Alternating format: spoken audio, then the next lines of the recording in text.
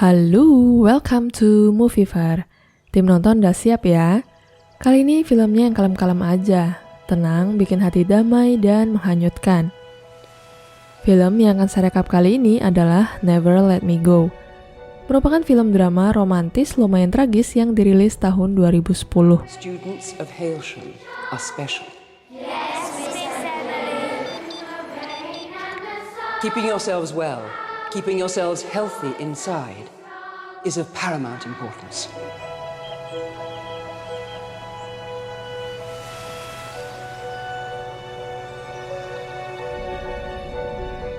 We had to see if you had souls at all.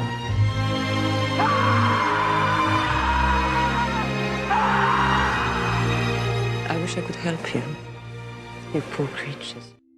Kathy Ha yang berusia 28 tahun sedang menceritakan masa kecilnya sewaktu bersekolah di asrama Hailsham tahun 1978.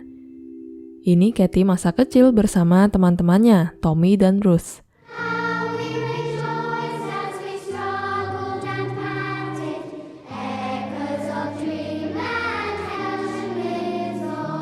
Kemudian ada seorang guru baru yang bernama Bu Lucy sedang memperhatikan anak-anak bermain di lapangan. Ia melihat bola dipukul sampai keluar pagar, namun mereka tidak mengambilnya. Ia pun menanyakan hal itu kepada anak-anak, dan mereka bilang kalau keluar pagar itu sangat berbahaya. Mereka pernah diceritakan kalau dulu ada segerombolan anak yang keluar, kemudian meninggal dalam hutan dengan kondisi terikat di pohon, serta kaki dan tangan terpotong. Bu Lucy kaget setelah mendengar jawaban mereka. Jadi di sekolah ini emang agak unik ya. Mereka harus makan makanan bergizi dan ada pengecekan kesehatan secara berkala. Keluar masuk gedung pun harus scan terlebih dahulu. Jadi benar-benar dijaga ketat dan terisolasi dari dunia luar. Saat di kelas, Tommy dibully oleh teman-temannya karena gambarnya jelek. Tommy ini emang anaknya sering dibully ya. Waktu sedang bermain di lapangan juga sama. Tidak ada satupun bocah yang mau sekelompok dengannya. Kathy pun menghampiri dan mencoba menenangkannya. Malah kena gampar. Kathy ini diam-diam sebenarnya menaruh rasa kepada Tommy. Saat makan, Kathy duduk menemani Tommy dan Tommy pun minta maaf atas kejadian sebelumnya. Mereka pun melanjutkan aktivitas seperti biasa. Suatu hari, mereka kedatangan tamu, yaitu Madam yang akan memeriksa dan memilih hasil karya anak-anak untuk dibawa ke galeri. Besoknya, diadakan sebuah obral barang-barang bekas dan anak-anak sangat senang. Mereka berbelanja menggunakan koin warna-warni yang sudah mereka kumpulkan. Bukan koin duit loh ya. Di sini Tommy memberikan hadiah kepada Kathy, yaitu sebuah kaset musik. Kathy pun segera memutarnya.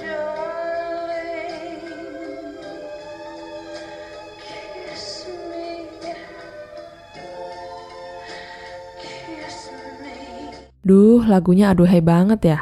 Nah, buat para jomblowers, saya hanya bisa bilang, kasian deh yang sabar ya nak. Gak taunya di luar pintu udah ada Ruth yang sedang mengintip Kathy. Iri bilang bos. Saat pelajaran dengan Bu Lucy, tiba-tiba ia memberitahu kenyataan pahit kepada anak-anak, yaitu pada saat dewasa nantinya mereka semua akan menjadi pendonor organ vital.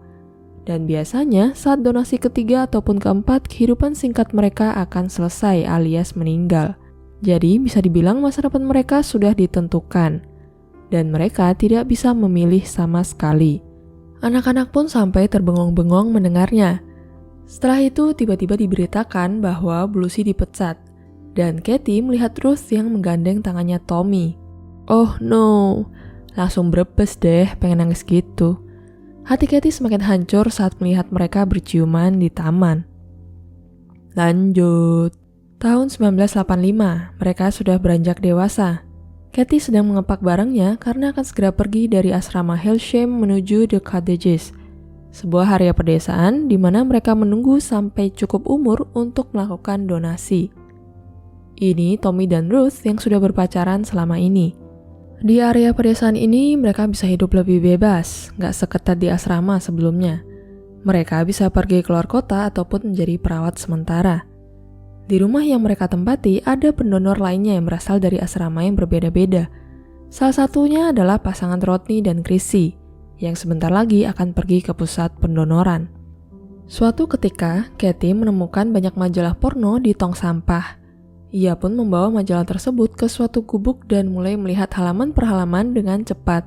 Tak berapa lama, Tommy menghampirinya dan bertanya apa yang sebenarnya sedang ia cari. Katie pun menjadi kesal dan meninggalkan Tommy. Nah, di sini tak kasih tahu dulu ya. Jadi diketahui bahwa mereka semua adalah klon. Katie di sini melihat wajah-wajah di majalah untuk mencari siapa originalnya atau sumber DNA klonnya. Saat di kamar, tiba-tiba Ruth menghampiri Katie dan mengajaknya pergi bersama untuk melihat seseorang yang diduga originalnya Ruth. Hal ini menjadi pengalaman pertama bagi mereka bertiga untuk melihat dunia luar secara nyata. Kelihatan canggung banget kan, waktu mau pesan makan aja lama banget. Pada akhirnya mereka pun memesan makanan yang sama dengan Rodney. I'll get sausage, egg, and chips. Sausage and chips, please. Yes, sausage, egg, and chips. Sausage, egg, chips, me too, please. Saat sedang makan, Rodney dan Chrissy tiba-tiba memberitahu mereka tentang rumor penangguhan, di mana sepasang kekasih bisa mengajukan penangguhan agar mereka dapat menunda masa pendonoran selama 3-4 tahun. Persyaratannya adalah pasangan ini harus bisa membuktikan cinta mereka. Persyaratan yang agak aneh ya.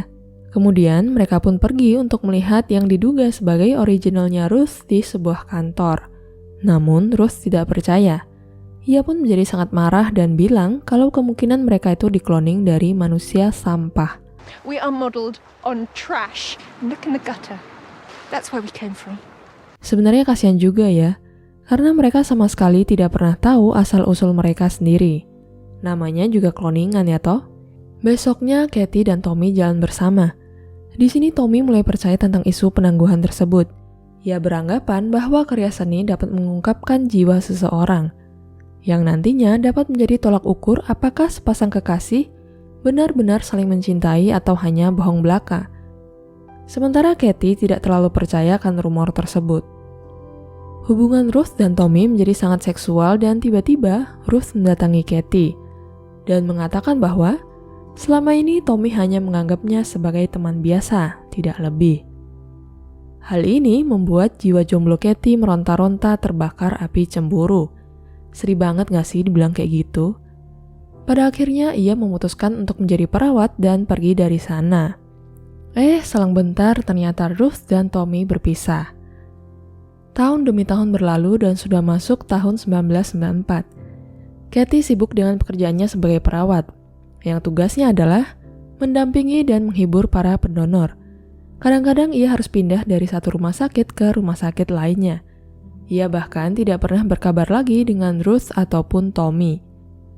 Banyak hal menjadikan juga yang harus ia saksikan sebagai perawat, di mana banyak pendonor yang meninggal lebih cepat dari dugaan. Bisa saat donasi kedua atau bahkan yang pertama. Saat di rumah sakit, ia tak sengaja melihat data Ruth di salah satu komputer. Dan ternyata, Ruth sudah menyelesaikan donasi kedua, namun kondisinya sudah tidak terlalu sehat. Katie pun mendatangi Ruth yang sudah hampir 10 tahun tidak pernah berjumpa. Kaget banget dong. Mereka pun ngobrol-ngobrol dan bernostalgia. Di sini Ruth udah hopeless gitu ya, gak ada semangat lagi untuk menjalani hari-harinya. Katie pun memutuskan untuk merawatnya. Ruth kemudian merencanakan sebuah trip untuk berlibur ke pantai bersama Katie dan Tommy. Trip pun dimulai. Mereka menjemput Tommy yang kelihatan masih sehat walaupun sudah melakukan donasi keduanya, cuman kurus aja. Duh, momen yang mengharukan ya. Setelah sekian lama mereka bertemu kembali. Tak berapa lama sampailah mereka di pantai. Ruth tiba-tiba meminta maaf karena telah menjauhkan mereka satu sama lain. Hal itu dilakukan karena ia cemburu atas cinta sejati mereka berdua dan tidak ingin kesepian ditinggal sendirian. Kemudian ia memberikan alamat kepala sekolah dan menyarankan mereka untuk mendaftar penangguhan. Balik ke rumah sakit ya. Katie dan Tommy akhirnya mulai berpacaran dan menghabiskan malam bersama. Hari-hari berlalu dan mereka memutuskan untuk mendaftar penangguhan, berbekal alamat yang diberikan oleh Ruth. Tommy pun sibuk menyiapkan gambar-gambar terbaiknya. Sebelum berangkat, Katie sempat berpamitan dengan Ruth, dan kemudian Ruth meninggal saat melakukan donor berikutnya. Duh, ngenes banget ini mah. Tommy dan Katie akhirnya sampai di lokasi, dan mereka disambut oleh Madam. Masih inget ya kan, orang yang memilih karya seni untuk dibawa ke galeri sewaktu mereka masih tinggal di asrama. We're in love. And it's true love. Setelah menyampaikan maksud kedatangan mereka, dan menunjukkan hasil karyanya Tommy yang banyak banget, Madam tampak sedikit kebingungan. I'm sorry. Tak lama kemudian, si kepala sekolah, Bu Emily, datang dengan kursi roda. Dan kenyataan pahitlah yang harus mereka telan. Ia mulai menjelaskan bahwa Hailsham adalah tempat terakhir untuk meninjau etika donasi. Dan bahwa hal penangguhan itu tidak ada dan tidak pernah ada. Mereka menggunakan karya seni atau galeri untuk mengetahui apakah para pendonor atau para klon ini mempunyai jiwa layaknya manusia. Bukan untuk melihat ke dalam jiwa mereka. You understand? Tommy tampak tidak percaya dan hanya bisa terdiam setelah mendengar penjelasan Bu Emily. Sementara Katie masih agak tenang dan dalam hatinya hanya bisa bilang, nasib, nasib. Mereka pun pulang. You poor creatures. I wish I could help you. Di tengah perjalanan, Tommy tiba-tiba keluar dan mulai berteriak mengeluarkan amarahnya.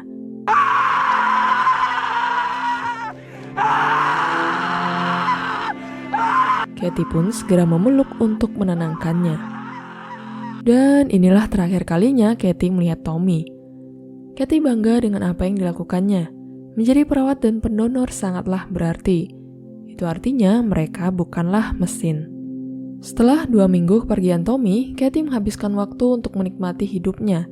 Karena sebulan lagi ia akan melakukan pendonoran pertama. Ia kembali mengenang masa kecilnya. Di satu sisi, ia merasa beruntung karena bisa menghabiskan waktu bersama Tommy selama ini. Di sisi lain, ia bertanya-tanya, apakah nasibnya sangat berbeda dengan orang-orang yang akan menerima organnya? Lagi pula kita semua akan meninggal. Tidak ada orang yang benar-benar memahami apa yang telah mereka alami, atau merasa bahwa mereka punya cukup waktu. Pesan yang bisa diambil dari film ini, hidup itu singkat dan hanya sementara. Jangan sia-siakan hidupmu dan pergunakanlah sebaik-baiknya. Tanamkan rasa bersyukur setiap hari dalam menjalani hari-harimu. Well, sekian rekap dari film Never Let Me Go. Termasuk film yang udah lawas, tapi masih boleh lah ya untuk ditonton sekarang. Ending yang sangat tragis untuk anak-anak yang tidak tahu menau dari mana mereka berasal. Dan harus menerima kenyataan bahwa hidup mereka sangatlah singkat. Benar-benar kenyataan hidup yang pahit. Terima kasih dan sampai jumpa di video berikutnya. Bye!